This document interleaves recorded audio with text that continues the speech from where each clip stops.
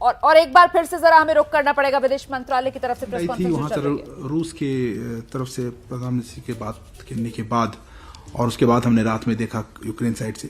देखिए, हमने तो उसमें एक बयान दे चुके हैं, मुझे और कोई एडिशनल कुछ नहीं है। मैं सिर्फ दोहरा सकता हूँ जो हमने कहा था उसमें कि हमारे जितनी जानकारी है ऐसा कोई हॉस्टेज सिचुएशन नहीं है और हम ऐसा कोई रिपोर्ट नहीं है और हम कोऑर्डिनेट कर रहे हैं यूक्रेनियन साइड से भी कि उनका कोई स्पेशल ट्रेन वगैरह हो जाए। मैंने जैसे कहा फॉरेन सेक्रेटरी ने कल रात लेट नाइट पे बात की थी डिप्टी फॉरेन मिनिस्टर से कि कोई स्पेशल ट्रेन या और कोई सुविधा हो निकालने के लिए, क्योंकि अब वो आ गए हैं पश्चिम की तरफ, अब वो हैं पिसोचिन जगह में हैं और हम रूस के साथ तो बिल्कुल कांटेक्ट में ही, उनके इनपुट से ही ये हुए थे।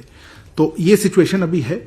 उन्होंने क्या जारी किया, कैसे किया, इस पे तो मैं टिप्पणी नहीं कर पाऊंगा, पर हमने हमारा जो पर्सपेक्टिव है उस तरफ से हमने ये शेयर किया था। Kamaljeet, you talked about how many in conflict zone. Look, that's a very difficult question to answer for both reasons. A, how do you define what is a conflict zone in itself? And B, as we are saying, this is all an estimate. As we have been saying, let's look at the overall numbers. We had initial registrations of about 20,000 people. We estimate, as I said, 18,000 are out. But clearly, people did not all, not everybody registered, clearly, because if 18,000 have come out and we know for sure that there are more than a couple of thousand people, 1,000 in Pisochin and there are others. So I think that number will be a little higher. If we focus on specifically the cities, as I said, we estimate few hundred people still remain in Kharkiv, despite or following our advisory and the deadline. I want to add that we understand that trains are running from there and people over the night who couldn't walk to Pisochin actually took the trains. If that situation continues, we would urge people, subject to their safety because there's a shelling and fighting, if they could come perhaps to take the train or some other mechanism and leave would be perhaps the best way. So that's one area of concern and focus. Sumi जिक्र किया था and same goes here. I think मेघना जी आपने कहा था सुमी में भी हम उसको चेक कर रहे हैं कितने लोग हैं स्पेसिफिकली अभी बाकी, उसका भी कुछ फ्यू हंड्रेड्स होंगे वहां पे भी।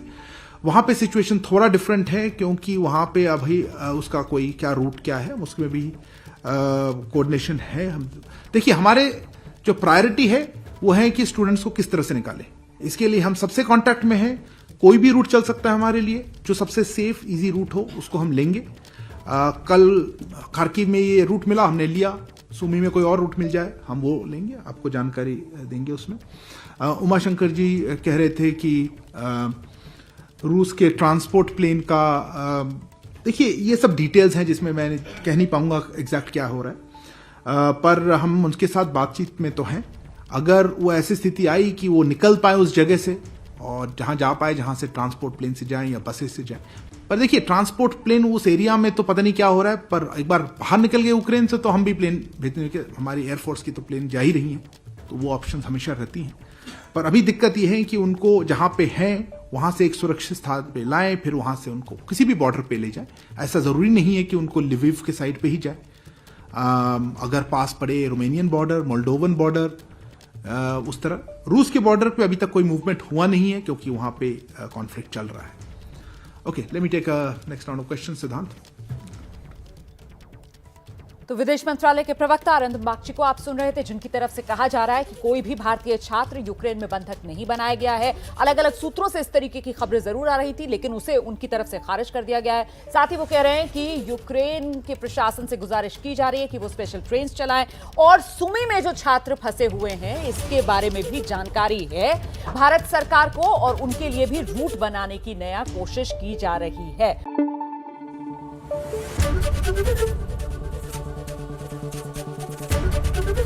एबीपी न्यूज आपको रखे आगे।